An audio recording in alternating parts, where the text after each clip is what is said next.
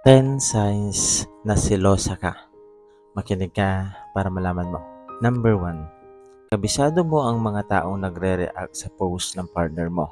At kapag may ibang babae na nag-react na hindi mo kilala, ay tatanungin mo siya agad at ano-ano na agad ang pinagbibintang mo sa kanya. Number 2. Kapag may magandang babae na dumaan, mata ng boyfriend mo agad ang iyong tinitignan at hindi sa babaeng dumaan. At kapag nahuli mo kahit katiting na segundo na sumulyap siya o tumingin, talagang away ang bagsak at ipagdidiinan mo pa siya palagi sa kanya. Number 3, iniimbestigahan o inaamoy mo siya pag uwi niya sa bahay. Kapag may iba kang naamoy na hindi ka pamilyar, ay mayroon ka na agad ng napakaraming tanong at mga overthink na pagtatanong sa kanya. Number 4, may time limit kang ibinibigay sa kanya. Kapag nag-chat o message ka sa kanya, tapos na late siya ng reply, ilang segundo o minuto man lang, ang dami mo ng panghuhusga na sinasabi sa kanya na kesyo may iba na siyang babae o may iba na siyang kachat. Number 5, ayaw mong binabanggit ang pangalan ng ex niya. Masisira na agad ang araw ninyo kapag binanggit niya mismo. Para sa kanya ay past is past. Pero para sa iyo, ang past ay present threat na kailangang mabura. Number 6, nagiging mathematician ka sa oras. Pagdududahan mo na siya agad kapag late siya dumating. Hindi ka naniniwala sa mga rason niya kahit late pa dahil kalkulado mo na ang lahat. Number 7, pinagdududahan mo pati ang kanyang kamag-anak at kaibigan.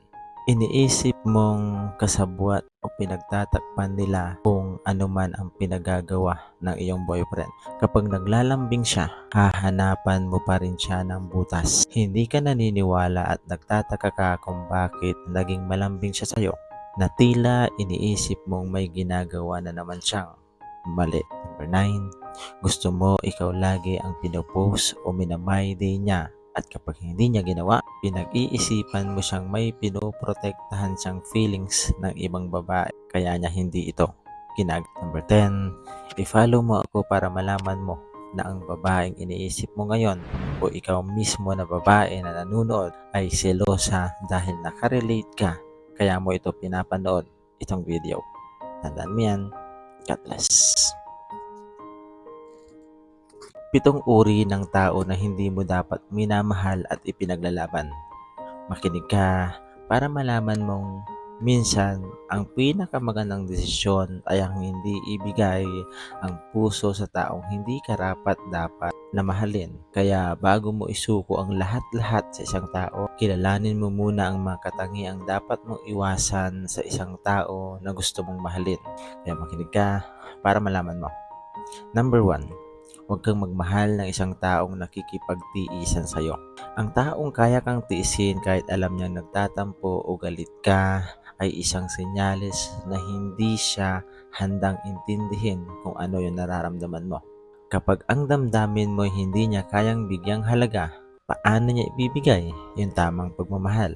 Number 2, huwag kang magmahal ng isang taong galit din kapag galit ka. Sa isang relasyon, dapat mayroong balanse. Ang galit ay hindi sinasagot ng isang galit, kundi ang malawak na pag-unawa. Kung hindi niya kayang pakalmahin ang sitwasyon at pinaiiral niya ang kanyang emosyon at init ng ulo, mas magiging komplikado ang magiging relasyon ninyo. Number 3, huwag kang magmahal ng taong minumura ka. Ang pagmamahal ay punong-puno dapat ng respeto. Kung pagmumura palagi ang sagot niya sa'yo, hindi ito pagmamahal kundi pagpapakita palagi ng kawalan ng respeto sa'yo. Number 4, huwag kang magmahal ng taong patutulugin ka ng may sama ng loob. Ang sama ng loob na pinapasan sa magdamag ay nag-iiwan ng mabigat na damdamin kinabukasan. Ang taong tunay na nagmamahal, hindi ka niya hahayaang matulog ng may sama ng loob, ng may luha sa iyong mga mata. Number 5, huwag kang magmahal ng taong kayang tiisin ng buong araw nang hindi ka kinakausap o pansinin. Ang komunikasyon ang pundasyon ng isang relasyon. Kung hindi niya kayang magpakumbaba o gumawa ng paraan para kausapin ka, paano siya magiging katuwang mo sa mas mabigat na sitwasyon? Number 6, huwag kang magmahal ng taong kaunting problema lang, bibitawan ka na or makikipaghiwalay na agad. Ang relasyon nangangailangan ng tibay at determinasyon. Mas mabuting hindi ka na lamang niya sinubukang makilala.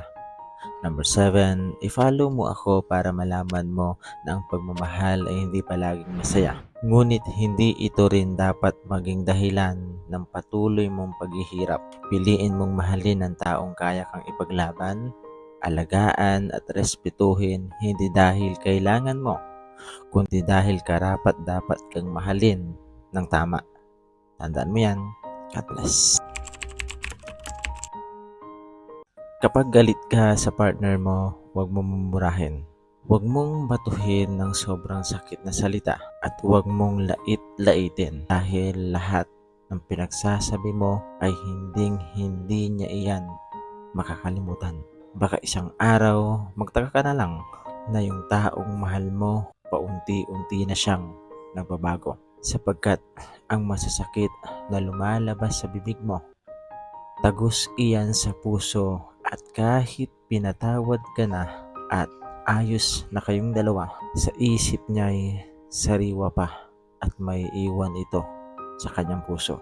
Kaya huwag kang magugulat bigla pag yan ay bumitaw na dahil ikaw mismo ang nagpabago sa kanya na binigyan mo ng dahilan kung bakit ka iiwan at susukuan. At sa bandang huli, ito ay iyong pagsisisihan kasi hindi ka na niya kailangan. Tandaan mo yan. God bless.